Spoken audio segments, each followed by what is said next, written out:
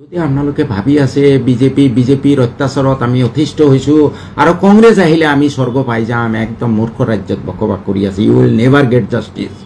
আমি কথাবোৰ ক'লে সদায় অলপমান মিয়া গুন্দাই বাংলাদেশী গুন্দাই ভাল নালাগে বেছি, কিন্তু এই কথা যদি অখিলৰ মুখেদি ওলায়, এই কথা যদি মনোৰঞ্জন তালুকদাৰৰ মুখেদি ওলায়, তেতিয়া যথেষ্টখিনি ইয়াৰ ইম্পেক্ট হয়। নেশ্যন পলিটিক্যাল পার্টিকলে আপনাদেরকে ডিমান্ড করক যে আপনাদের আমার কারণে কেস করক, আপনাদের সরকার আইলে আমাক মাটির পট্টা দিব নাই, ভূমিহীন মানক মাটি দিব নাই, এইটো দ্ব্যর্থহীন ঘোষণা বিচারক। 1979 চনৰ পৰা 85 চনলৈ যিটো ছাত্ৰ সন্থাৰ আন্দোলন আছিলে, সেই আন্দোলনক বিৰোধিতা কৰি মুছলমানৰ ওপৰত কৰা অত্যাচাৰৰ বিৰোধিতা কৰি আন্দোলন এজে হ'ল তেওঁলোকে বিৰোধ কৰা নাই, কিছুমান পইণ্ট বিৰোধ কৰিছে। বিৰোধিতা কৰি আটাইতকৈ বেছি কোনোবা ৰাজনৈতিক দলৰ মানুহ যদি নিগৃহীত হৈছিলে তেতিয়াহ'লে CPIM দলৰ মানুহ। মই জনাত প্ৰায় 98 জন মানুহ শ্বহীদ হৈছে। অকল শ্বহীদ হোৱাই নহয়, তেওঁলোকক নিৰ্মমভাৱে হত্যা কৰা হৈছে। আমাৰ এই সংখ্যালঘু মিয়া জনগোষ্ঠীৰ মানুহে প্ৰতিবাদ কৰাৰ কাৰণে একো ফাৰক নপৰে, বৰঞ্চ হিমন্ত বিশ্ব শৰ্মাই ভালে হৈ পায় এই প্লুৰাইজেশ্যন হ'ব লাগে, মিয়াখিনি একফালে যাওক। এই হিমন্ত বিশ্ব শৰ্মাৰ এই ষ্টেটমেণ্টত যদি পৰিৱৰ্তন আহিছে, একমাত্ৰ অখিল গগৈৰ ষ্টেটমেণ্টৰ কাৰণে আৰু জগদীশ বিহাৰীৰ ষ্টেটমেণ্টৰ কাৰণে। তেওঁৰ ষ্টেটমেণ্ট সলনি কৰিবলগীয়া হৈছে। গতিকে ব্ৰাদাৰ, হেল্ল', শুনিছেনে? নমস্কাৰ, আহিছে নেকি?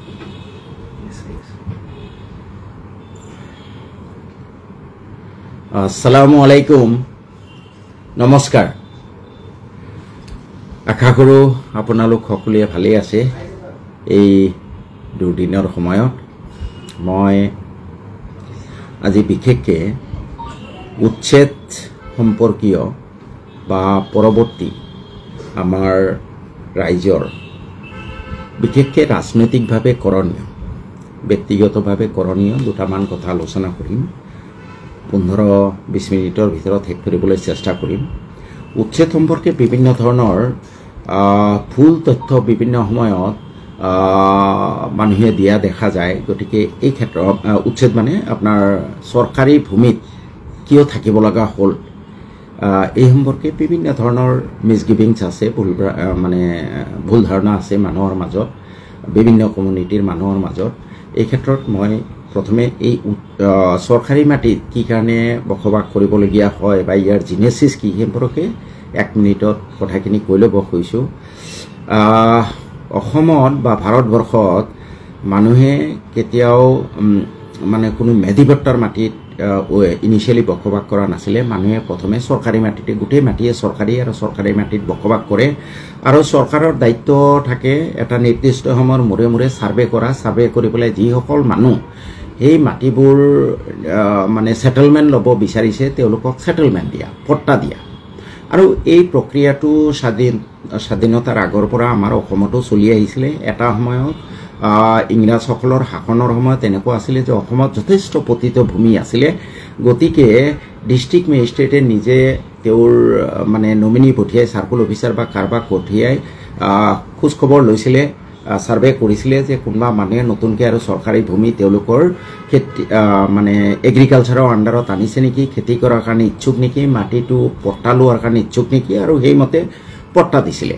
পৰৱৰ্তী পৰ্যায়ত প্ৰায় 20 বছৰ মূৰে মূৰে আমাৰ ৰাজ্যখনত ছাৰ্ভে হৈছিলে আৰু এই ছাৰ্ভেৰ সময়ত যিবোৰ মানুহে চৰকাৰী ভূমিত ঘৰ বস্তি বনাই বা খেতি বাতি কৰি আছিলে সেই মানুহখিনিক পট্টা দিছিলে। তেনেকৈ বহু মানুহে পট্টা পাইছে।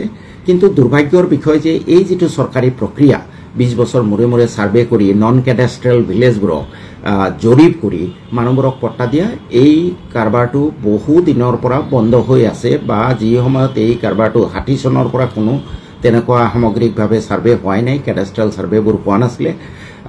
তাৰোপৰি যিসমূহ গাঁৱত ছাৰ্ভে হৈছিলে, ছাৰ্ভে কৰিবলগীয়া আছিলে, তাৰো বহু গাঁও ছাৰ্ভেৰ পৰা বাদ পৰি গৈছিলে। গতিকে তেওঁলোকে আজি 100-150 বছৰ চৰকাৰী ভূমিত আছে যদিও পট্টা লাভ কৰিবলৈ সমৰ্থ হোৱা নাই, কাৰণ চৰকাৰীভাৱে যি প্ৰক্ৰিয়া হ'ব লাগিছিল সেই প্ৰক্ৰিয়া হোৱা নাই।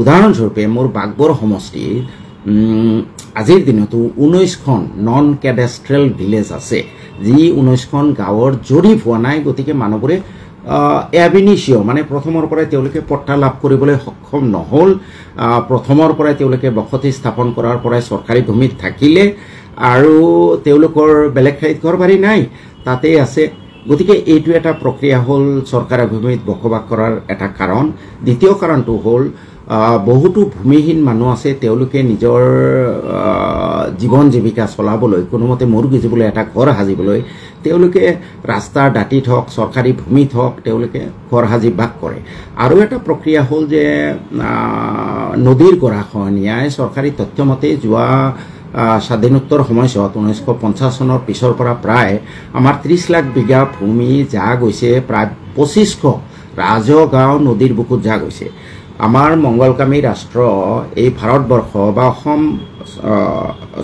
অসম ৰাজ্যৰ চৰকাৰৰ প্ৰাথমিক দায়িত্ব আছিলে সংবিধানৰ অনুচ্ছেদ 21 অনুসৰি যে এই নদীৰ গৰাখহনীয়াত গৃহহীন মানুহখিনিক মূৰ গুজিবলৈ এটুকুৰা ঠাই দিয়া আৰু তাৰ কাৰণে প্ৰভিজনো আছে যে এটা পৰিয়ালে এবিঘাকে মাটি ঘৰ বনাবলৈ আৰু 7 বিঘা মাটি খেতি কৰিবলৈ তেওঁলোকে পাব ভূমিহীন বা গৰাখহনীয়াত উদ্বাস্ত মানুহ কিন্তু স্বাধীনতাৰ পিছত কোনো চৰকাৰেই এই মানুহখিনিৰ সুব্যৱস্থা কৰা নাই গতিকে এই মানুহখিনি এতিয়াও হয় চৰকাৰী ভূমিত নহ'লে ৰাস্তাৰ দাঁতিত নহ'লে মথাউৰিত বাস কৰি আছে চৰকাৰে সাংবিধানিক দায়িত্ব হিচাপে চৰকাৰে এই মানুহখিনিক পট্টা দিব লাগিছিল চৰকাৰৰ ভুলৰ কাৰণে তেওঁলোকে পট্টা পোৱা নাই চতুৰ্থ আৰু এটা কেটেগৰী আছে সেইটো হ'ল যে এজনৰ কোনোবা এঠাইত ঘৰ মাটি আছে খেতি কৰিবলৈ মাটি আছে বা ঘৰ মাটি আছে খেতি কৰিবলৈ মাটি নাই বা খেতি কৰিবলৈ মাটি ঘৰ মাটি থাকিলেও তেওঁ মাটিৰ প্ৰতি অলপ লোভ বেছি বেলেগ ঠাইত চৰকাৰী মাটিয়ে হওক বা বিজিআৰ পিজিআৰৰ মাটি হওক দখল কৰে এই চাৰিটা কেটেগৰীৰ ভিতৰত যেটো শেষৰ কেটেগৰী কলো যে কৰবাত ঘৰ বনাবলৈ মাটি খেতি কৰিবলৈ মাটি থকা সত্ত্বেও চৰকাৰী মাটি দখল কৰিছে তেওঁলোক অবৈধ তেওঁলোকক চৰকাৰে উচ্ছেদ কৰিবই পাৰে আৰু আমিও স্বাগতম জনোৱা উচিত কিন্তু প্ৰথম তিনি কেটেগৰীৰ মানুহ যিসকল আজি 100-150 বছৰ ধৰি চৰকাৰী ভূমিত বসবাস কৰি আছে চৰকাৰে সাৰ্ভে নকৰাৰ কাৰণে তেওঁলোকে পট্টা নাপালে নাইবা ভূমিহীন মানুহ আছে তেওঁলোকক চৰকাৰে ভূমি নিদিলে নাইবা নদীৰ গৰাখহনীয়াত গৃহহীন মানুহখিনিক চৰকাৰে সংস্থাপন নিদিলে এই তিনি কেটেগৰীৰ মানুহক বিকল্প সংস্থাপনৰ ব্যৱস্থা নকৰাকে উচ্ছেদ কৰা বেআইনী অসাংবিধানিক প্ৰক্ৰিয়া আৰু এতিয়া যেটো উচ্ছেদ চলি আছে অসমত বিজেপিৰ চৰকাৰ অহাৰ পিছৰ পৰাই বিশেষকৈ হিমন্ত বিশ্ব শৰ্মা মুখ্যমন্ত্ৰী হোৱাৰ পিছত এই উচ্ছেদৰ প্ৰক্ৰিয়াটো যথেষ্ট ত্বৰান্বিত হৈছে বা খুব লাৰ্জ স্কেলত কৰা হৈছে আৰু আপোনালোকে মনত ৰখা উচিত যে if something abrupt does not happen otherwise এই প্ৰক্ৰিয়া অহা নিৰ্বাচনৰ আগলৈ যথেষ্ট ঘনীভূত কৰাৰ সম্ভাৱনা আছে আৰু হাজাৰ হাজাৰ পৰিয়ালক উচ্ছেদ কৰাৰ সম্ভাৱনা আছে হাজাৰ হাজাৰ পৰিয়ালৰ ঘৰৰ ওপৰত বুলডোজাৰ চলোৱাৰ সম্ভাৱনা আছে অহা 6 মাহ 7 মাহত তাৰ উদ্দেশ্য মোৰ বুধেৰে তিনিটা এটা হ'ল যে 26ৰ নিৰ্বাচনক কেন্দ্ৰ কৰি হিমন্ত বিশ্ব শৰ্মাই অনা মুছলিম মানুহখিনিৰ ওচৰত নিজকে জাহিৰ কৰিব বিচাৰিছে যে মই বাংলাদেশী বা অবৈধ বাংলাদেশী বা মিয়া মুছলমানৰ পৰা মাটি কাঢ়ি আনিলো মই তোমালোকৰ কাৰণে মেছিয়া এইটো হ'ল নাম্বাৰ 1 কাৰণ পলাৰাইজেশ্যন আৰু অলপ ষ্ট্ৰং কৰা দ্বিতীয় কাৰণটো হ'ল যে তেওঁ এই মানুহবোৰক উচ্ছেদ কৰি মাটিখিনি কোনো মূলহুতিৰ মানুহক ঘূৰাই দিয়া নাই এই মাটিখিনি দি আছে কৰ্পোৰেট হাউসক আদানী আম্বানী আদি পতঞ্জলি আদিক দি আছে তাৰো এটা ৰাজনৈতিক কাৰণ আছে হিমন্ত বিশ্ব শৰ্মাৰ মনত এটা ভয় আছে যে 26ৰ নিৰ্বাচনত যেহেতু বিজেপিৰ ভিতৰতো অলপ অন্তৰ্গণ্ডল আছে গতিকে 26ৰ নিৰ্বাচনৰ পিছত হয়তো তেওঁক মুখ্যমন্ত্ৰী হিচাপে কেন্দ্ৰীয় নেতৃত্বই পছন্দ নকৰিবও পাৰে আৰু সেই কাৰণে আদানী আম্বানী আদি মোদীৰ অতি প্ৰিয় পাত্ৰ বনিয়া গোষ্ঠী তেওঁ মাটি দি পেলাই খুজ কৰি মোদীক জৰিয়তে তেওঁ আকৌ এবাৰ মুখ্যমন্ত্ৰী হ'ব বিচাৰে this is second reason third reason তেওঁ এই উচ্ছেদৰ দ্বাৰা প্ৰতিপন্ন কৰিব বিচাৰিছে যে কংগ্ৰেছে আসলতে তোমালোকৰ কাৰণে একোৱেই কৰা নাই যে হি ইজ অলছো ৰাইট 1947 চনৰ পিছৰ পৰা মুছলমানে প্ৰায় এনমাছে কংগ্ৰেছক ভোট দিছিলে কংগ্ৰেছে তেওঁলোকৰ সাংবিধানিক দায়িত্ব পালন কৰা হ'লে আজি এই মানুহবোৰ উচ্ছেদৰ বলি নহ'লহেঁতেন বৰঞ্চ তেওঁলোকে 2010 চন নে 11 চনত লেণ্ড গ্ৰেবিং এক্ট আনি আৰু ভোটৰ ওপৰত দান অপৰাধী মানুহৰ ওপৰত এই সমস্যাটো জাপি দিলে এতিয়া হেভিং ছেইড অল দিছ থিংছ আপোনালোকে কি কৰিব মুক্তিৰ ৰাস্তা কি ইয়াৰ কাৰণে দুটা ৰাস্তা তিনিটা ৰাস্তা এটা হ'ল যে আপোনালোকে ইমিডিয়েট এই ব্যৱস্থাৰ পৰা পৰিত্ৰাণ পাবলৈ হ'লে আমাৰ আদালতেই একমাত্ৰ মানে ৰাস্তা আৰু তাৰ কাৰণে ভাল উকিল ধৰিব লাগিব হ'ব পাৰে 50 লাখ 1 কোটি টকা খৰচ হ'ব সুপ্ৰিম কোৰ্টৰ ভাল উকিল ধৰি যদি কেছ কৰি ৰায় আনিব পৰা যায় তেতিয়া এই উচ্ছেদ প্ৰক্ৰিয়া বন্ধ হ'ব দিছ ইজ দা মানে মোষ্ট ইফেক্টিভ ৱে এইটো আদালতৰ কাষ চপা দ্বিতীয়টো হ'ল এই আদালতৰ কাষ চপালৈ আৰু দুটামান কথা কৈ ল'ব খুজিছোঁ এতিয়া আদালতৰ কাষ কোনে চাপিব আমাৰ যিসকল ভুক্তভোগী ৰাইজ তেওঁলোকে ইমান টকা পইচা খৰচ কৰি আদালতৰ কাষ চাপিব নোৱাৰে তেওঁলোকে উকিল নিযুক্ত ভাল উকিল এনেই য'তে মতে উকিল লগালে নহ'ব ভাল উকিল লগাই তেওঁলোকে আদালতৰ আশ্ৰয় ল'ব নোৱাৰে তেনে ক্ষেত্ৰত আমাৰ ৰাজনৈতিক দলবোৰে যিসকলে এই সময়ত মানুহখিনিৰ ওচৰত গৈ এদিন প্ৰতিবাদ কৰি বা অলপ চাউল দালি বিতৰণ কৰি পেলাই মানুহবোৰৰ প্ৰিয়পাত্ৰ হ'ব কৈছে এই ৰাজনৈতিক দলবোৰে এই কেছ কৰাৰ দায়িত্ব ল'ব লাগিব কিন্তু এতিয়ালৈ তেনেকুৱা কোনো প্ৰক্ৰিয়া দেখা নাই সিদিনা দেখিলোঁ ৰকিবুল হুছেইন ডাঙৰীয়াই হাইকোৰ্টলৈ এখন নে সুপ্ৰিম কোৰ্টলৈ এখন চিঠি লিখিছে that will not bring any effect to this problem ডাঙৰ উকিল আপোনাৰ কংগ্ৰেছ দলতে কপিল সিব্বাল আছে তেনেকুৱা আৰু ডাঙৰ উকিল আছে ধৰি পেলাই এই উকিলবোৰক ধৰি পেলাই যিহেতু ফাণ্ডামেণ্টেল ৰাইট মানুহৰ খৰ্ব কৰা হৈছে fundamental right is enforceable in the court of law গতিকে 21 অনুচ্ছেদ 21A অনুচ্ছেদ তেনেকুৱা আৰু বিভিন্ন অনুচ্ছেদ সংবিধানৰ উলংঘা কৰা হৈছে গতিকে যদি আমি সুপ্ৰিম কোৰ্টত ডাইৰেক্ট সুপ্ৰিম কোৰ্টত যাব পৰা যায় আৰু সুপ্ৰিম কোৰ্টৰ ভাল উকিল লৈ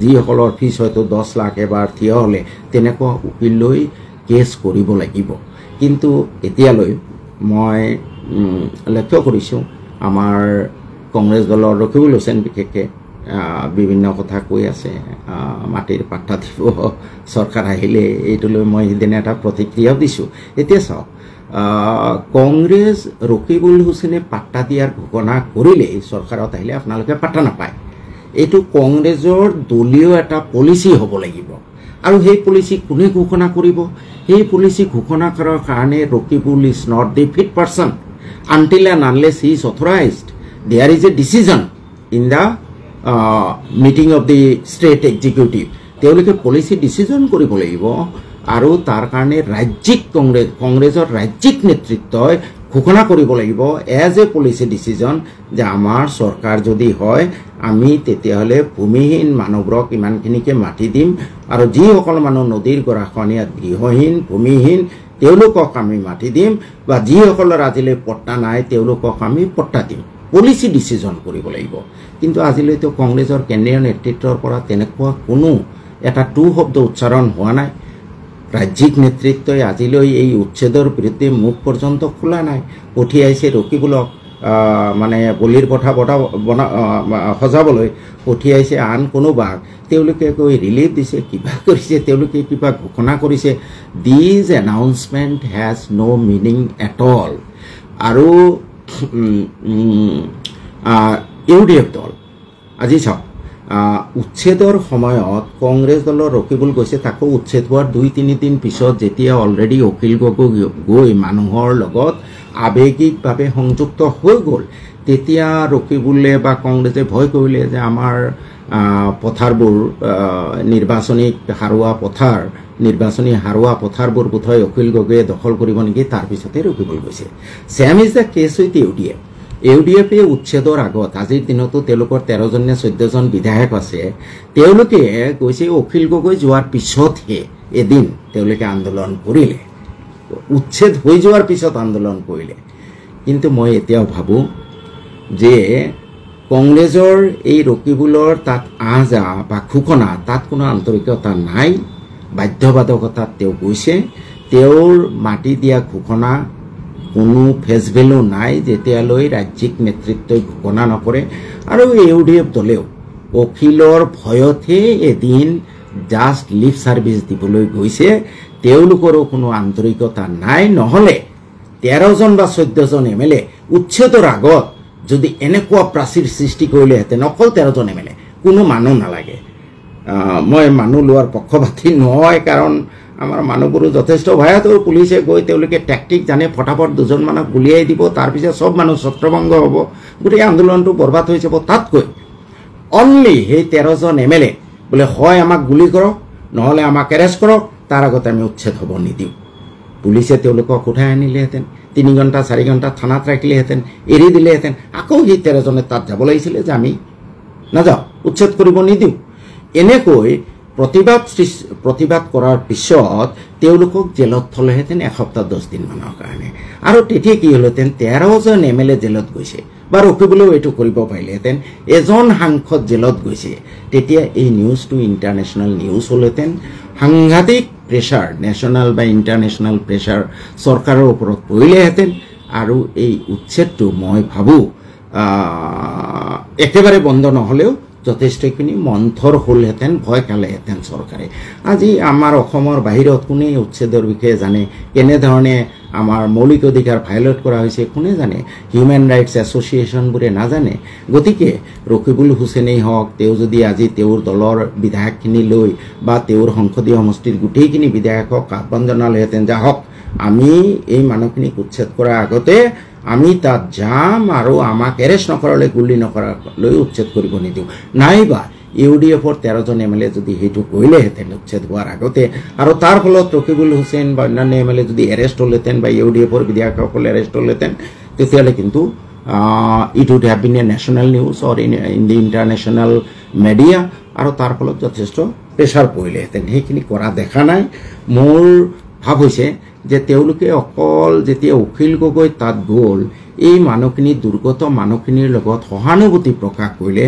তেতিয়া তেওঁলোকে তেওঁলোকৰ ভৰিৰ তলৰ ৰাজনৈতিক মাটি খহি যোৱাৰ উপক্ৰম হ'ল আৰু সেইকাৰণে তেওঁলোকে দেখুৱাবলৈহে তাত গৈছে প্ৰকৃতভাৱে তেওঁলোকক উদ্ধাৰৰ কাৰণে যোৱা নাই মই ৰাইজক আগতে আহ্বান জনাইছো যে এই পলিটিক্যাল পাৰ্টিৰ পৰা আপোনালোকে কোনো ৰিলিফ গ্ৰহণ নকৰিব ৰিলিফ দিয়ক আমাৰ কোনোবা স্বেচ্ছাসেৱী সংগঠন কোনোবা অৰ্গানাইজেশ্যন পলিটিক্যাল পাৰ্টিকলে আপোনালোকে ডিমাণ্ড কৰক যে আপোনালোকে আমাৰ কাৰণে কেছ কৰক আপোনালোকৰ চৰকাৰ আহিলে আমাক মাটিৰ পট্টা দিব নাই ভূমিহীন মানুহক মাটি দিব নাই এইটো দ্ব্যৰ্থহীন ঘোষণা বিচাৰক এদিনাও দেখিছো কংগ্ৰেছৰ কেইজনমান বিধায়ক ৰিলিফ লৈ গৈছে relief is not required brother যোৱা 60-70টা বছৰ আপোনালোকে মাটিৰ পট্টা নিদিলে এই মানুহখিনিৰ কাৰণে জাষ্টিছ নকৰিলে ৰিলিফ কেইদিন খাব ৰিলিফৰ দৰকাৰ নাই দ্বিতীয়তে এই মানুহখিনিয়ে যদি তেওঁলোকৰ আন্তৰিকতা থাকিলেহেঁতেন ইউডিএফ বা কংগ্ৰেছ তেতিয়াহ'লে তেওঁলোকে অন্যৰ কথা বাদ দিয়ক কিন্তু আজমল সাহেবৰ যথেষ্ট টকা আছে সুপ্ৰিম কোৰ্টত 2-4-5 কোটি টকা খৰচ কৰাৰ কাৰণে তেওঁৰ এবিলিটি আছে ৰকিবুল হুছেইন ডাঙৰীয়াৰ টকা আছে 2-4-5 কোটি খৰচ কৰিব পৰা টকা আছে নাইবা তেওঁ দলীয়ভাৱে পাৰ্চু কৰিলেও কংগ্ৰেছ দলৰে যিসকল ভাল ভাল উকিল আছে তেওঁলোকক লগাই মিনিমাম ন্যূনতম ফিজ দি হ'লেও এই কেছটো কৰিব পাৰিলেহেঁতেন কিন্তু মই জনাত আজিলৈ কেছ হোৱা নাই গতিকে তেওঁলোকৰ এই বিষয়বোৰত আন্তৰিকতা তেনেকে নাই এই ক্ষেত্ৰত অখিল গগৈ অৱশ্যই তেওঁ এটা সুকীয়া ষ্টেপ গ্ৰহণ কৰিছে আজি অখিল গগৈয়ে তাত গৈ এই দুৰ্গত মানুহখিনিৰ কাষত থিয় দিয়াৰ কাৰণে তেওঁৰ জনগোষ্ঠীৰ বা উজনি অসমৰ বা মূলসুঁতিৰ মানুহৰ পৰা বহুতৰ পৰা তেওঁ যেনেকে নিগৃহীত হ'বলগীয়া হৈছে তুচ্ছ তাচ্ছিল্য হ'বলগীয়া হৈছে যেনেকে তেওঁ ট্ৰল কৰা হৈছে আজি কোনো কোৰ্টতো কেছ কৰা হৈছে তেনে ক্ষেত্ৰত অখিল গগৈৰ মানুহখিনিৰ ওচৰত থিয় দিয়াটো নিশ্চিতভাৱে মানৱীয়তাৰ উৎকৃষ্ট উদাহৰণ আৰু এই ক্ষেত্ৰত অখিল গগৈ অকল মই নহয় মিয়া জনগোষ্ঠীটিয়ে চেলুট জনোৱাটো উচিত আৰু আজি যদি কংগ্ৰেছ বা UDF গৈছে, মই ভাবোঁ অখিল গগৈ যোৱা কাৰণেহে গৈছে। অখিল গগৈ যদি নগ'লেহেঁতেন তেনেহ'লে বোধহয় এই মানুহখিনি আপোনালোকৰ ওচৰত নগ'লেইহেঁতেন। আৰু আটাইতকৈ ডাঙৰ কথা, মোৰ অন্তৰ খুব স্পৰ্শ কৰিছে যেতিয়া অখিল গগৈ ডাঙৰীয়াই কৈছে, অখিল গগৈ ডাঙৰীয়াক যেতিয়া খুব ট্ৰল কৰা হৈছে, ছ'চিয়েল মিডিয়াত ভিলেন বনোৱা হৈছে, তেতিয়া অখিল গগৈ ডাঙৰীয়া মানে যথেষ্ট ফ্ৰাষ্ট্ৰেটেড হৈ পেলাই তেওঁ কৈ দিছে যে মই এই মানুহখিনিৰ ওচৰত থিয় হোৱা কাৰণে যদি মই নেক্সট টাইম বিধায়ক নহ'বলগীয়া হয়, সেইটো মোৰ কাৰণে শ্ৰেয়। মই মানুহ হৈ যিমান দিন জীয়াই থাকিব বিচাৰোঁ। মোৰ যদি এই দুৰ্গত মানুহখিনিৰ ওচৰত থিয় দিয়াৰ কাৰণে মই বিধায়ক হোৱাৰ পৰা বঞ্চিত হওঁ, সেইটো মই একচেপ্ট কৰি লৈছোঁ। This is ছাচ A great statement. আৰু সিদিনাখন এটা ষ্টেটমেণ্ট দেখিছোঁ, তেওঁক মিয়া বুলি অখিলউদ্দিন বুলি ট্ৰল কৰাৰ কাৰণে তেওঁ কৈছে ঠিক আছে, মই এই অত্যাচাৰিত মানুহখিনিৰ ওচৰত থিয় হোৱাৰ কাৰণে যদি কোনোবাই মোক মিয়া কৈছে, মই মিয়াই হয়। ইয়াতকৈ ডাঙৰ ষ্টেটমেণ্ট কিবা আছেনে বাৰু? তে সেইকাৰণে ইমান দিনে অৱশ্যে হ'বই লাগিছিলে আমাৰ এই জনগোষ্ঠীটোৰ পৰা অন্ততঃ অখিল গগৈৰ এই বদান্যতাৰ কাৰণে তেওঁক এটা ধন্যবাদ সূচক এটা মেছেজ পঠিয়াব লাগিছিলে, বুদ্ধিজীৱীসকলে দিব লাগিছিলে। কিন্তু অতি দুৰ্ভাগ্যৰ বিষয়, আমি কাৰো প্ৰতি কৃতজ্ঞতা প্ৰকাশ কৰিবলৈও যেন কৃপণালী কৰোঁ। বিভিন্ন ধৰণৰ আমি দুখ ত্ৰুটি উলিয়াবলৈ চেষ্টা কৰোঁ। We take everything, even the welfare activities with a lot of pinch of salt. আজি একমাত্ৰ কবিৰ আহমেদ ডাঙৰীয়াই এই অখিল গগৈক সমৰ্থন কৰি কৃতজ্ঞতা প্ৰকাশ কৰি এটা ভাল পোষ্ট দিয়া দেখিছোঁ। তাৰ বাহিৰে কি আমাৰ আৰু বুদ্ধিজীৱী নাইনে? আজি কমেও 200-500 বুদ্ধিজীৱী ওলাই আহিব লাগিছিলে অখিল গগৈৰ এই সহমৰ্মিতা, এই মানৱীয় ষ্টেপ চাই তেখেতক সমৰ্থন কৰিবলৈ। কিন্তু আমি দেখা নাই। আমাৰ সংগঠনবোৰে ধন্যবাদ এটা দিলে আপোনালোকৰ একো লছ নহয়। অখিল গগৈ আৰু এনকাৰেজ ফিল কৰিলেহেঁতেন। আমি যদি এইদৰে আমাৰ কাৰণে আঁঠুপানীত ডিঙিলৈ নমা মানুহবোৰৰ প্ৰতি কৃতজ্ঞতা প্ৰকাশ নকৰোঁ, ভৱিষ্যতে কোনো অন্য জনগোষ্ঠীৰ মানুহ আমাৰ কাৰণে আগুৱাই নাহে। আপোনালোকক এটা ঐতিহাসিক উদাহৰণ দিব খুজিছোঁ। 1979 চনৰ পৰা 85 চনলৈ যিটো ছাত্ৰ সন্থাৰ আন্দোলন আছিলে, সেই আন্দোলনক বিৰোধিতা কৰি, মুছলমানৰ ওপৰত কৰা অত্যাচাৰৰ বিৰোধিতা কৰি, আন্দোলন এজে হ'ল তেওঁলোকে বিৰোধ কৰা নাই, কিছুমান পইণ্ট বিৰোধ কৰিছে, বিৰোধিতা কৰি আটাইতকৈ বেছি কোনোবা ৰাজনৈতিক দলৰ মানুহ যদি নিগৃহীত হৈছিলে তেতিয়াহ'লে CPIM দলৰ মানুহ। মই জনাত প্ৰায় 98 জন মানুহ শ্বহীদ হৈছে। অকল শ্বহীদ হোৱাই নহয়, তেওঁলোকক নিৰ্মমভাৱে হত্যা কৰা হৈছে। আমি তেতিয়া সৰু ক্লাছ 7-8ৰ ছাত্ৰ, তেতিয়া আমি পেপাৰত পঢ়িছিলোঁ জাগাৰাত নিৰ্মম হত্যাকাণ্ড। 2জনমান CPMৰ কেডাৰক জীপৰ পিছফালে বান্ধি 10 কিলোমিটাৰ শিলগুটি দিয়া ৰাস্তাত চুচৰাই লৈ যোৱা হ'ল 10 কিলোমিটাৰ। আৰু যেতিয়া জীপখন ৰখিলে তেতিয়া তেওঁলোকৰ প্ৰাণবায়ু উৰি গৈছে, স্কিন নাই, ছাল নাই, মাংস নাই, তেওঁলোক মৰিছে। ইমান ত্যাগ কৰিলে, কিন্তু এই CPMৰ প্ৰতি আমি কেতিয়াবা কৃতজ্ঞতা জনালোনে? আজি চাব, CPMে যিকোনো অন্যায়ৰ বিৰুদ্ধে, মই CPM দল নকৰিব পাৰোঁ, সদায় দেখি আহিছোঁ তেওঁলোকৰ 20 জন কেডাৰ হ'ব পাৰে, 10 জন কেডাৰ হ'ব পাৰে, অন্যায়ৰ বিৰুদ্ধে তেওঁলোকে প্ৰতিবাদ কৰে। কিন্তু মই লক্ষ্য কৰি আহিছোঁ CPMৰ আগৰ যিটো চুক এই মিয়াৰ ওপৰত হোৱা অত্যাচাৰৰ বিৰুদ্ধে প্ৰতিবাদ কৰা, সেই চুকটো কমি আহিছে। আৰু বিশেষকৈ যোৱা লোকসভা নিৰ্বাচনত আমি জানোৱেই যে কংগ্ৰেছৰ প্ৰাৰ্থীটা দিব্যায়ন অনুপযুক্ত প্ৰাৰ্থী আৰু মনোৰঞ্জন তালুকদাৰ উপযুক্ত প্ৰাৰ্থী আছিলে। আমি সেই অতীতৰ তেওঁলোকৰ ত্যাগৰ কথা স্বীকাৰ কৰি মনোৰঞ্জন তালুকদাৰক ছিকিউৰিটি ফৰফিট নোহোৱাকৈও ভোট নিদিলোঁ। মনোৰঞ্জন তালুকদাৰৰ ছিকিউৰিটি ফৰফিট হ'ল। 2024 চনৰ আগত মনোৰঞ্জন তালুকদাৰে বিধানসভাত এই জনগোষ্ঠীটোৰ দুখ দুৰ্দশা অতি সাৱলীলভাৱে উত্থাপন কৰিছিল আৰু সেইটো যথেষ্ট ইম্পেক্ট কৰিছিলে। আমি কথাবোৰ ক'লে সদায় অলপমান মিয়া গুন্দাই, বাংলাদেশী গুন্দাই ভাল নালাগে বেছি। কিন্তু এই কথা যদি অখিলৰ মুখেদি ওলায়, এই কথা যদি মনোৰঞ্জন তালুকদাৰৰ মুখেদি ওলায়, তেতিয়া যথেষ্টখিনি ইয়াৰ ইম্পেক্ট হয় কিন্তু আজি দেখিছোঁ মনোৰঞ্জন তালুকদাৰ খুব সম্ভৱ CPM তেওঁলোকে মনত যথেষ্ট আঘাত পালে সিকিউৰিটি ফৰফিট হোৱাৰ কাৰণে আৰু 24 চনৰ পিছত CPM-এ আমাৰ মনোৰঞ্জন তালুকদাৰে আৰু কোনো এই জনগোষ্ঠীৰ কাৰণে কোনো কথা বিধানসভাত উত্থাপন কৰা নাই আজি ইমান নিৰ্বিবাদে উচ্ছেদ হৈছে CPM প্ৰায় মৌন হৈ আছে অতীতৰ পৰা আমি শিক্ষা লোৱা উচিত আমি কোনোবাই যদি আজি কিছুমানে কৈ আছে আপোনালোকেও দেখিছে যে CPM-এ কিছুদিন আগলৈ কৈ আছিলে যে সব বাংলাদেশী কিন্তু দুদিনমান আগৰ পৰা তেওঁৰ ষ্টেটমেণ্ট চেঞ্জ হৈ গ'ল যে 71ৰ পিছৰখিনি 71ৰ আগৰখিনিয়ে সংস্থাপন পাব বহুতে ভাবে আমি সংখ্যালঘু মানুহবোৰে প্ৰতিবাদ কৰাৰ কাৰণে বোধহয় হ'ল নেকি বহুত সংগঠনে ক্ৰেডিটো ল'ব এইটো নহয় একদম নাভাবিব আমাৰ এই সংখ্যালঘু মিয়া জনগোষ্ঠীৰ মানে প্ৰতিবাদ কৰাৰ কাৰণে একো ফাৰক নপৰে বৰঞ্চ হিমন্ত বিশ্ব শৰ্মাই ভালে হৈ পায় এই প্লুৰাইজেশ্যন হ'ব লাগে মিয়াখিনি একফালে যাওক এই হিমন্ত বিশ্ব শৰ্মাৰ এই ষ্টেটমেণ্টত যদি পৰিৱৰ্তন আহিছে একমাত্ৰ অখিল গগৈৰ ষ্টেটমেণ্টৰ কাৰণে আৰু জগদীশ বিয়াৰ ষ্টেটমেণ্টৰ কাৰণে তেওঁৰ ষ্টেটমেণ্ট সলনি কৰিবলগীয়া হৈছে গতিকে ব্ৰাদাৰ্ছ আমি অকণমান এই অজ্ঞান স্বভাৱটো এৰি আমি অলপমান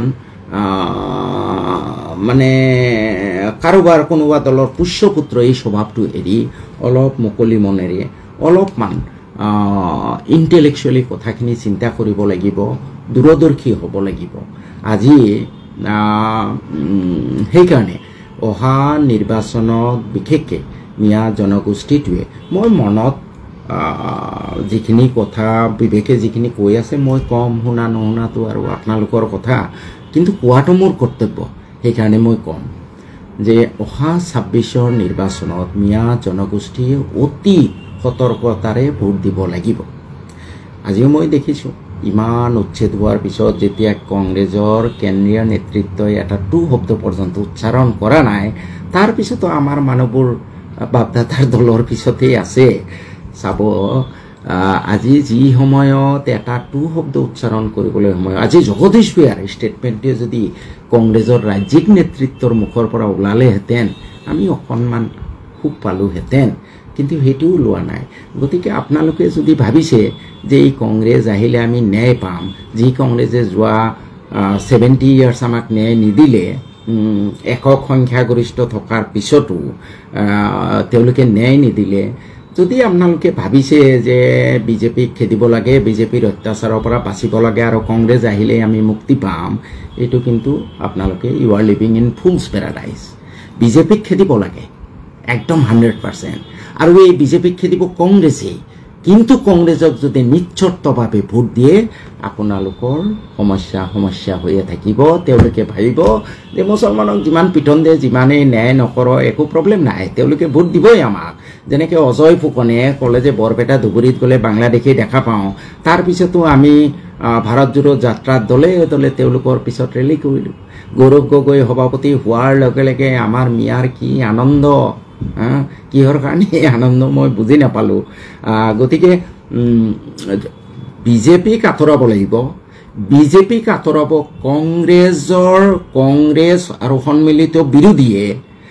আমি যদি কংগ্ৰেছক মিয়া মানুহে নিশ্চত ভোট দিওঁ তেতিয়াহ'লে কিন্তু আমাৰ সমস্যা সমাধান নহয় আমি কংগ্ৰেছৰ লগত এটা প্ৰেছাৰ গ্ৰুপ দিব লাগিব যি প্ৰেছাৰ গ্ৰুপে কংগ্ৰেছক বাধ্য কৰাই আমাৰ এই কামখিনি কৰাবলৈ আৰু এই মুহূৰ্ত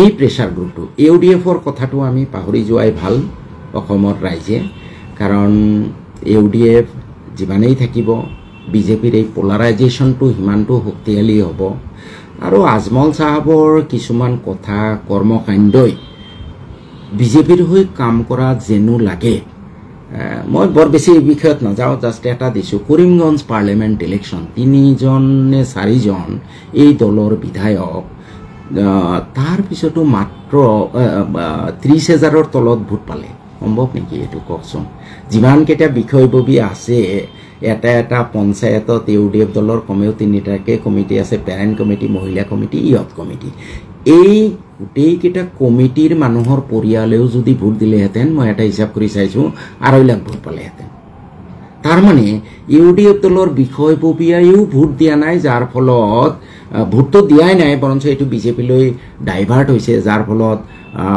ইউডিএফৰ কেণ্ডিডেটে 30,000ৰ তলত ভোট পালে আৰু হাফিজ ৰছিদ চৌধুৰী হাৰিবলগীয়া হ'ল বিজেপি জিকিলে তো সেইকাৰণে আমাৰ মিয়া মুছলমান ৰাইজে ইউডিএফক একদম চিৰতৰে বিদায় দিয়া ভাল ইউডিএফৰ যিমানে আমি ছাপোৰ্ট কৰি থাকিম সিমানে পোলাৰাইজেশ্যনটো হৈ থাকিব আগতে আমি ইউএমএফৰটো দেখিছোঁ আমি বনাইছিলোঁ দল কি হ'ল একো নহ'ল ইউডিএফক আজি 15 বছৰ হয় মিয়া জনগোষ্ঠীয়ে বহুত আশা কৰি দিছিলে ময়ো এটা সময়ত ইউডিএফত আছিলোঁ বহুত আশা কৰিছিলোঁ কিন্তু নহ'লগৈ আমাৰ বিভিন্ন আমাৰ নিজৰ ভুলৰ কাৰণেই হওক অন্য কিবা কাৰণেই হওক নহ'লগৈ আৰু বৰ্তমান যিটো তেওঁলোকৰ কৰ্মকাণ্ড দেখিছোঁ তেওঁলোক বিজেপিৰ হৈ কাম কৰা যেন মোৰো বিশ্বাস হয় 90% 95% বিশ্বাস হয় গতিকে ইউডিএফক চিৰতৰে বিদায় দিব লাগে বিজেপিক খেদিবৰ কাৰণে কংগ্ৰেছ আৰু মিত্ৰশক্তিক মজবুত কৰিব লাগিব কংগ্ৰেছক নিশ্চত ভোট দিব নালাগিব কংগ্ৰেছৰ লগত এটা প্ৰেছাৰ গ্ৰুপ থাকিব লাগিব যিটোৱে কংগ্ৰেছক বাধ্য কৰায় আৰু মোৰ সন্মুখত এই সময়ত এই প্ৰেছাৰ গ্ৰুপ হ'ব পাৰে অখিল গগৈ ডাঙৰীয়া যোনে যিমান যি নকওক আজি যি ধৰণে তাত গৈ দুখীয়া মানুহখিনিৰ দুখত তেওঁ সমভাগী হৈছে যিজন মানুহে ক'ব পাৰে যে মোৰ বিধায়ক নহ'লেও নাই মই মানুহ হৈ জীয়াই থাকিব পাৰোঁ আৰু মুখৰ যি অবয়ব ফেচ ৰিডিং কৰিলে আপোনালোকে দেখা পাব তেওঁ যথেষ্ট দুখিত এতিয়া যদি অখিল গগৈকো আমি ছাপোৰ্ট নকৰোঁ অহা দিনত কোনোবা অনা মুছলিম নেতৃত্বই আমাৰ হকে কথা ক'বলৈ আহিবনে নাহে নাহে CPM যেনেকৈ আজিকালি আমাৰ কথা নকয় মনোৰঞ্জন তালুকদাৰে যেনেকৈ 2024 চনৰ পিছত বিধানসভাত আমাৰ এই মিয়া জনগোষ্ঠীৰ চৰ্চা পৰিবাসীৰ দুখ দুৰ্দশাৰ বিষয়ে নকয় অখিলো এটা সময়ত ফেড আপ হৈ যাব যে নাই এই মানুহখিনিৰ কাৰণে কৈ লাভ নাই মই ইমান গালি খালোঁ আজি আপোনালোকৰ কাৰণে এই ষ্টেণ্ড লোৱাৰ কাৰণে অখিল নিজে শিৱসাগৰ সমষ্টিত মোৰ ব্যক্তিগত ধাৰণা নিশ্চিতভাৱে বিধায়ক হ'ব পাৰিবনে নাই চিয়ৰ নহয় তেওঁৰ বিধায়ক পদটো দাৱত আছে তেওঁৰ বিধায়ক পদটো মানে বাজিত ৰাখি পেলাই তেওঁ আপোনালোকৰ ওচৰত থিয় হৈছে তেওঁক মিয়া বুলি কৈছে তেওঁৰ বিৰুদ্ধে কেছ কৰিছে গতিকে মিয়া জনগোষ্ঠীৰ সন্মানীয় ৰাইজক বা মুছলমান সম্প্ৰদায়ৰ সন্মানীয় ৰাইজক আহ্বান জনাওঁ যে আপোনালোকে পলিটিকেলি ভুল নকৰিব আৰু এতিয়া আপোনালোকে দেখিছে কংগ্ৰেছে অখিলক মিত্ৰতাত ল'বলৈ থেৰুগেৰু কৰি আছে ভয় এটাই যে অখিলে যদি মিত্ৰতাত লওঁ তেওঁ যদি চৰকাৰত আমাৰ লগত থাকে তেতিয়াহ'লে তেওঁ এদিন আমাৰ জেগাটো দখল কৰিব তেওঁ এক্সপাৰ্ট কৰিব অখিলক শেষ কৰিব লাগে এইটোৱে ভয় কিন্তু এই ভয়ক আপোনালোকে বাধ্যবাধকতালৈ পৰিৱৰ্তন কৰিব লাগিব সেইটো এই মিয়া জনগোষ্ঠীৰ মুছলমান মানুহৰ সিদ্ধান্তৰ ওপৰত নিৰ্ভৰ কৰিছে আজি মুছলমান সমাজৰ পৰা যদি এটা আৱাজ আহিলেহেঁতেন ইমান দিনত যে অখিল গগৈ ধন্যবাদ প্ৰত্যেকটো গাঁৱৰ পৰা যদি 2-4শ মানুহ থিয় হৈ 1 ঘণ্টাৰ কাৰণে কোনোবা সংগঠনে আহ্বান জনালে যে আমি অখিল গগৈক ধন্যবাদ জনাম এইখিনিয়ে কৰকচোন পিছদিনাখন যাব কংগ্ৰেছে অখিল গগৈৰ লগত মিত্ৰতা কৰিবলৈ আগবাঢ়ি আহিব কিন্তু আমাৰতো সেই এটিটিউডটো এতিয়ালৈ দেখা নাই এতিয়াও সময় শেষ হৈ যোৱা নাই মই ভাবোঁ আৰু আপোনালোকে কেতিয়াও নাভাবিব মুছলমানে বৰ্তমান যিটো পৰিৱেশ আমাৰ এই মুছলমান সংগঠনেই হওক মুছলমান ৰাজনৈতিক দলেই হওক আপোনালোকৰ কি কৰিব পাৰিছে ভাই ডেম কেয়াৰ উচ্ছেদ কৰি আছে মুছলিম সংগঠনে ইমান ডাঙৰ ডাঙৰ হেৰি কৰি আছে গতিকে অকল মুছলমানৰ নেতৃত্বত এই জনগোষ্ঠীটোৰ উত্তৰণ নহ'ব আমি ধৰ্মনিৰপেক্ষ মানৱীয় গুণ বিশিষ্ট কোনোবা অনা মুছলিম মানুহৰ নেতৃত্বত এতিয়া আগবাঢ়ি এইটো আমাক অতীতে শিকাইছে অতীতৰ অভিজ্ঞতাই শিকাইছে আমি আগবাঢ়ি যাব লাগিব Muslim should be united under the leadership of a non Muslim who is secular and who is a devout human being যাৰ মানৱীয় গুণ আছে তেনেকুৱা এজন মানুহৰ পিছত থিয় হ'ব লাগিব। গতিকে মই ভাবোঁ যে অখিল গগৈয়ে যিটো ত্যাগ কৰিলে, মই এতিয়ালৈ কংগ্ৰেছ দলতে আছোঁ, কংগ্ৰেছ দলক মই 5টা চৰ্ত দিছোঁ, মই ভাবোঁ কংগ্ৰেছ দলে কোনো গুৰুত্বই দিয়া নাই। কিন্তু কংগ্ৰেছ দলে কালি ষ্টেটমেণ্ট দিব যদি চব মুছলমানে একত্ৰিতভাৱে চব জেগাৰ পৰা আৱাজ আহে যে এই 5টা ডিমাণ্ড, মোৰ নাম মেনশ্যন কৰিব নালাগে, মই ফেমাছ হ'ব বিচৰা নাই। আপোনালোকে কওক যে আমাৰ মূল সমস্যা 5টা।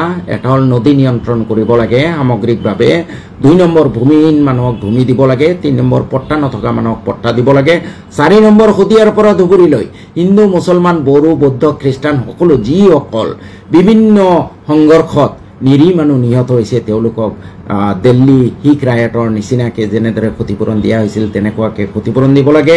অন্ততঃ 10টা মূল্যৱান ৱাকফ সম্পত্তি উদ্ধাৰ কৰি বাণিজ্যিক ভিত্তিত উন্নতি কৰিব লাগে।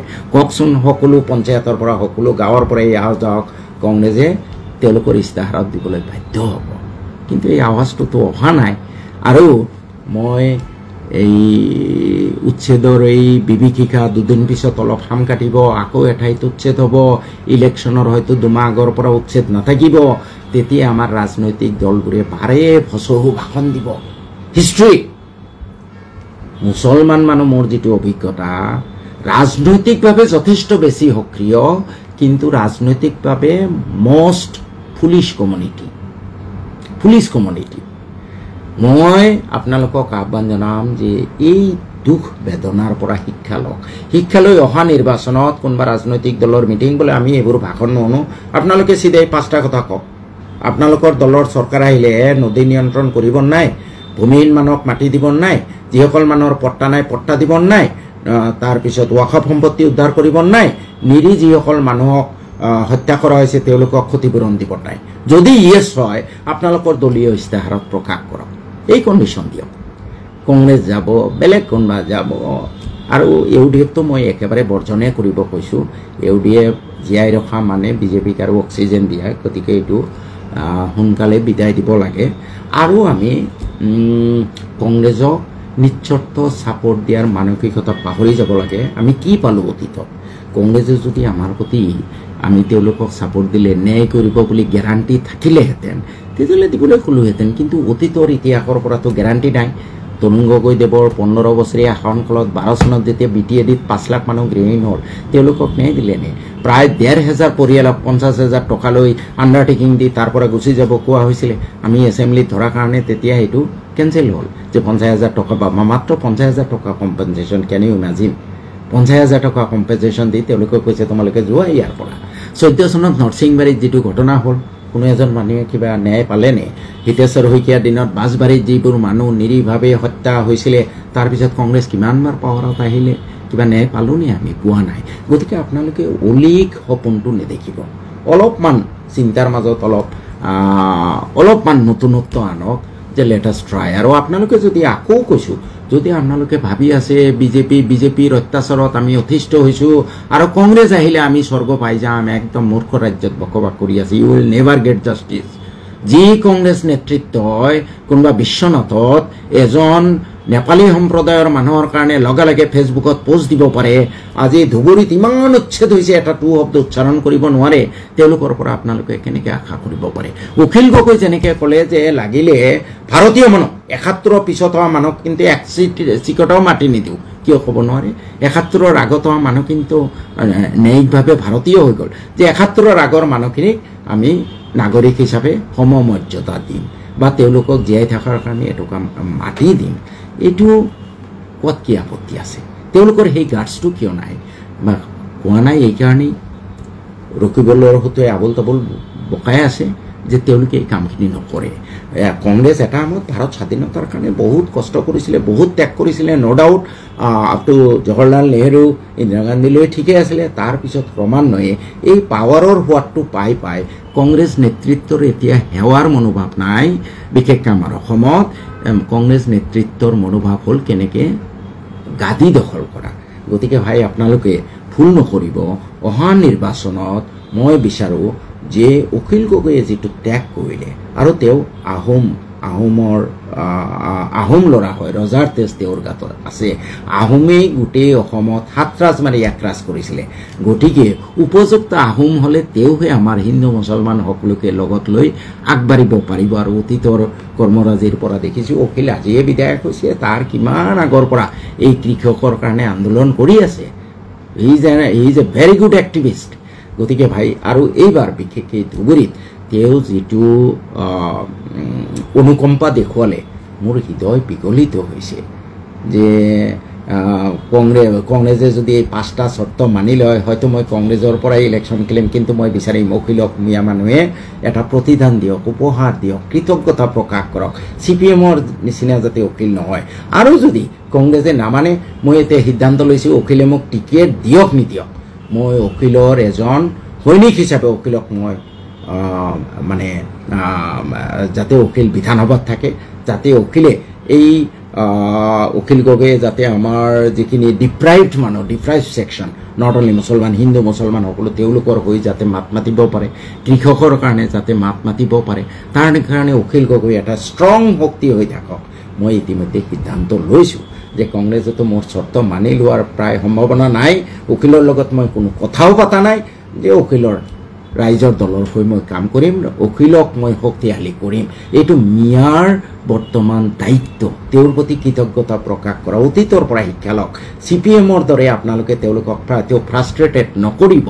আৰু কোনোবা ধৰ্ম নিৰপেক্ষ মানৱীয় গুণ বিশিষ্ট হিন্দু মানুহৰ নেতৃত্বতে আমি এতিয়া আগবাঢ়িব যাব লাগিব বুলি মোৰ ধাৰণা। এইখিনি সামগ্ৰিকভাৱে ক'লোঁ, বাকী সিদ্ধান্ত আপোনালোকৰ, কোৱাটোতো মোৰ দায়িত্ব আৰু কৰ্তব্য।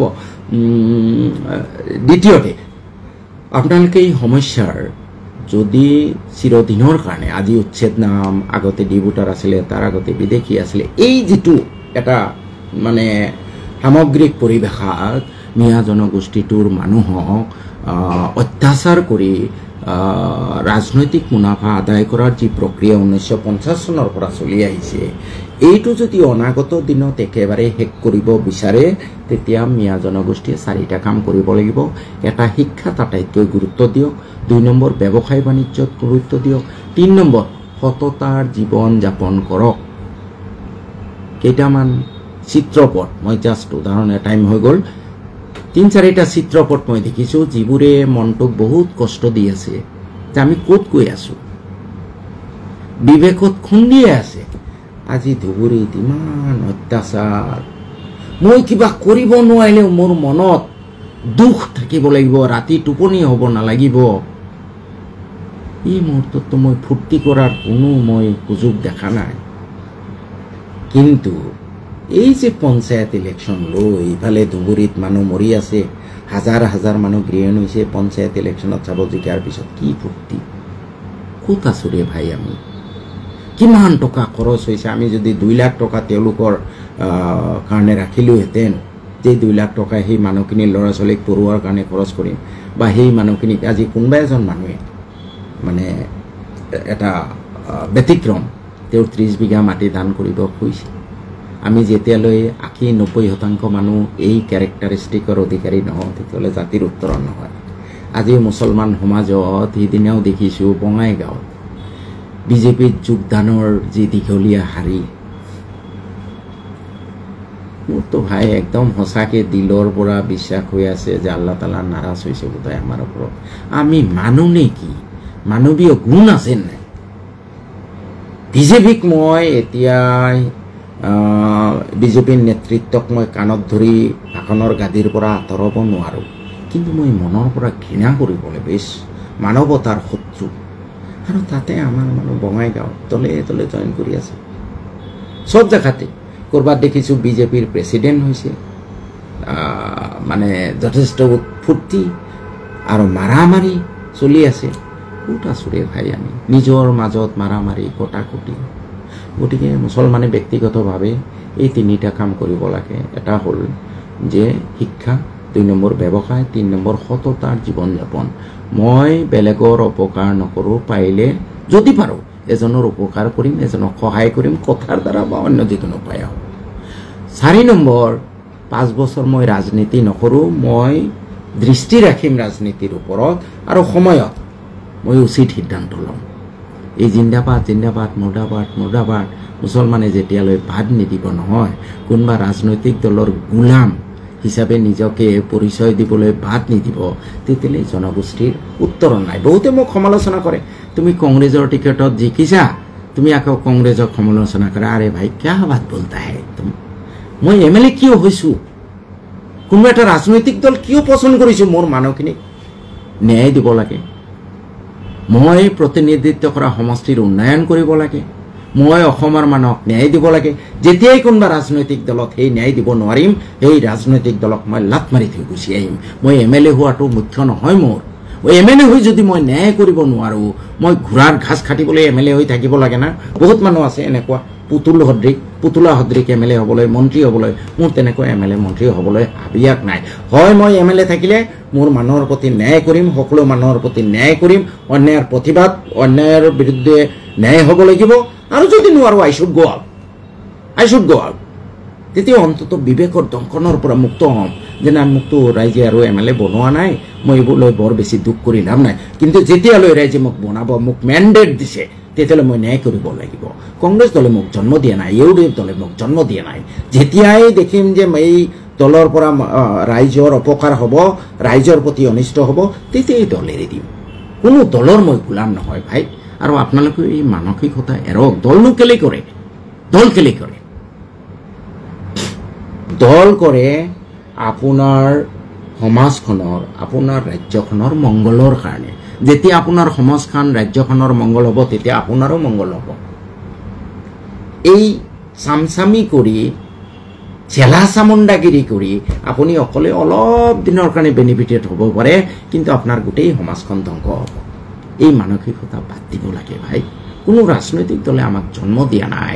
আমি ৰাজনৈতিক দল কৰিছোঁ যাতে ৰাজনৈতিক শক্তিৰ দ্বাৰা আমাৰ সমাজখনৰ সামগ্ৰিক উন্নয়ন হয়, আমাৰ পৰিয়ালটোৰ উন্নয়ন হয়। এইখিনিকে ক'লোঁ। মই সদৌ শেষত আহ্বান জনাইছোঁ যে ভাই, অতীতৰ পৰা শিক্ষা লওক। এই যে আমি যেন অলপ বেছি অকৃতজ্ঞ, কোনোবাই আমাক দিগন্ত শৰ্মা, আজি 50 বছৰ হৈ গ'ল, কোনোবা সংগঠনে তেওঁ এটা সম্বৰ্ধনা জনালে নে বাৰু? যি দিগন্ত শৰ্মাই নেলি আৰু চাউল খোৱাৰ ওপৰত সত্যৰ আধাৰত প্ৰতিষ্ঠিত দুখন দস্তাবেজ লিখিছে, আৰু সেই দিগন্ত শৰ্মাকে কিতাপ দুখন লিখাৰ কাৰণে আজি পদে পদে তেওঁ নিগৃহীত হৈ আছে। কিন্তু আমি মুছলমানৰ ইমান সংগঠন আছে, কোনোবা দিনা দিগন্ত শৰ্মাক মাতি পেলাই এটা সম্বৰ্ধনা দিলেও নে? সি বেচাৰা অকণমান এনকাৰেজ পালেহেঁতেন, কৰা নাই। CPM ইমান ত্যাগ কৰিলে, মনোৰঞ্জন তালুকদাৰৰ চিকিউৰিটি ফৰফিট কৰি দিলোঁ আমি। অখিল গগৈ বেচেৰা আজি এই মানুহখিনিৰ ওচৰত গৈ ইমিডিয়েট কিবা কৰিব পাৰক নোৱাৰক, বিপদৰ সময়ত মৰমৰ মাত এষাৰি হীৰাতকৈ বেছি মূল্যৱান। আজি তেওঁ যি ধৰণে নিগৃহীত হৈছে, আমি যাতে আৰু তেওঁৰ প্ৰতি অকৃতজ্ঞ নহওঁ brother. Let us test, let us C what we C. এই আশা ৰাখিলোঁ। সদৌ শেষত এটা শিকিছোঁ, চাওক, মাতৃভাষা আমাৰ পূৰ্বপুৰুষসকলে আজিৰ পৰা 100 বছৰ আগতে, 150 বছৰ আগতে অসমত আহি এটা সিদ্ধান্ত লৈছে যে আমাৰ মাতৃভাষা অসমীয়া। আৰু এইটো ইছলামৰ নিৰ্দেশ অনুসৰিয়ে লৈছে।